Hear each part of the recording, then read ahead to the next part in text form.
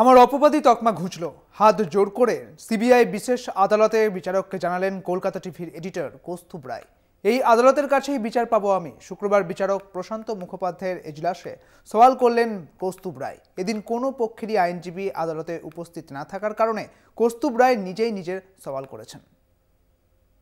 অপবাদী তকমা ঘুচল, রায় প্রতিফলিত, আমি নির্দোষ, বিচারককে জানালেন কৌস্তুভ রায়। শুক্রবার ছিল কৌস্তুভ রায়ের হাজিরার দিন। সেই মতো নগদ দায়রা আদালতের সিবিআই স্পেশাল কোর্টের এজলাসে হাজির করানো হয় কৌস্তুভ রায়কে। বিচারক প্রশান্ত মুখোপাধ্যায় কৌস্তুভ রায়ের উদ্দেশ্যে, আপনি কিছু বলবেন? জেলে দু ধরনের লোক থাকে, একদল অপরাধী, একদল অপবাদী। আমি 11 মাস জেলে আছি। আইনজীবীদের মাধ্যমে যেটুকু জেনেছি, আপনার কাছে মামলা করে আমি বিচার পেয়েছি। আপনার রায় থেকে এটা পরিষ্কার, আমার অপবাদী তকমা ঘুচেছে। আমি যে নির্দোষ সেটা আপনার রায়ে প্রতিফলিত হয়েছে। আমি নিজেকে নির্দোষ প্রমাণ করতে পেরেছি। আপনি আমার রায় ভালো করে পড়ুন, তারপর উচ্চ আদালতে আবেদন করার সিদ্ধান্ত নিতেই পারেন। হয়তো সুরাহা পাবেন। আমি আপনার কাছে বিচার পাচ্ছি। আমি হাইকোর্টে যাব না, সেই ক্ষমতা ও ইচ্ছে আমার নেই। হাইকোর্টে আমি নিজে সওয়াল করতে পারবো না এবং মামলা চলাকালীন আমি নিজে উপস্থিত থাকতে পারবো না। সেই সুযোগ নিয়ে ইডি হঠাৎ একটা অজানা কাগজ আদালতের কাছে পেশ করবে। সেই কাগজের ভিত্তিতে আমার জামিন বাতিল হয়ে যাবে, যে কারণে আগেরবারও ইডির নথির ভিত্তিতে আমার হাইকোর্টে জামিন বাতিল হয়েছে।